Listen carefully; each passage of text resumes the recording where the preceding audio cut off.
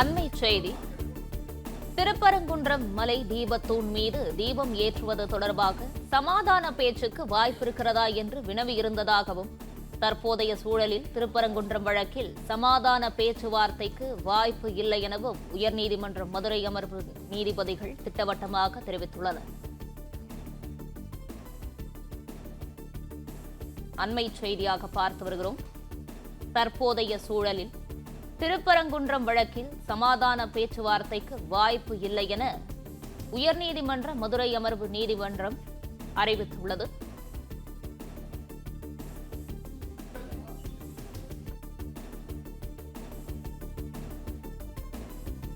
திருப்பரங்குன்றம் மலை தீபத்தூண் மீது தீபம் ஏற்றுவது தொடர்பாக சமாதான பேச்சுக்கு வாய்ப்பிருக்கிறதா என்று வினவியிருந்ததாகவும், தற்போதைய சூழலில் திருப்பரங்குன்றம் வழக்கில் சமாதான பேச்சுவார்த்தைக்கு வாய்ப்பு இல்லை எனவும் உயர்நீதிமன்ற மதுரை அமர்வு அறிவித்துள்ளது. இது குறித்தான முழு விவரங்களோடு இணைந்திருக்கிறார் செய்தியாளர் மாணிக்கம். விவரங்கள்.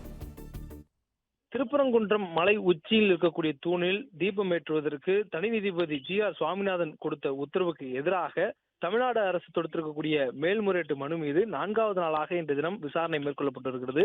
இந்த விசாரணையில தற்பொழுது நீதிபதிகள் கேள்விகளை எழுப்பியிருக்கிறார்கள். அந்த கேள்வி மிக முக்கியமாக திருப்பரங்குன்றம் மலை உச்சியில் தீபம் தொடர்பான அந்த விவகாரத்துல இரு தரப்பினருக்கும் இடையே சமரச பேச்சுவார்த்தை நடத்தலாமா என்றுதான் நாங்கள் வினவியிருந்தோம்.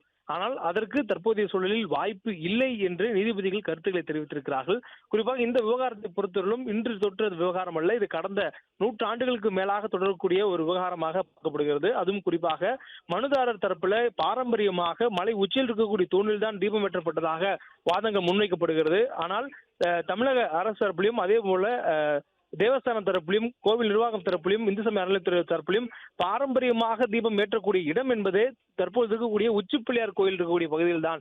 எனவே அந்த இடத்தில் தான் தற்போது தீபம் ஏற்றப்பட்டு வருகிறது என்றும் சொல்லப்படுகிறது.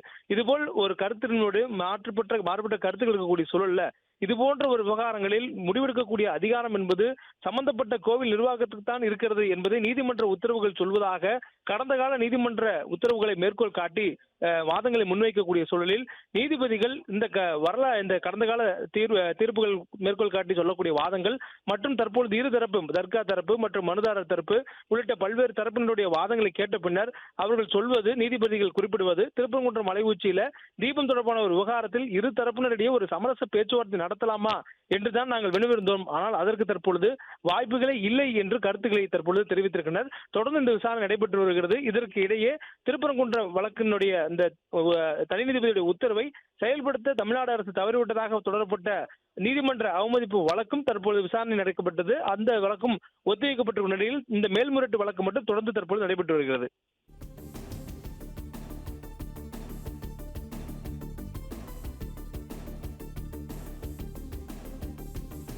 விவரங்களுக்கு நன்றி மாணிக்கம்.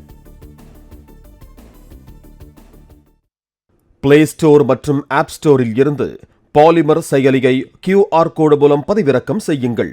செய்திகளை உடனுக்குடன் பெறுங்கள்.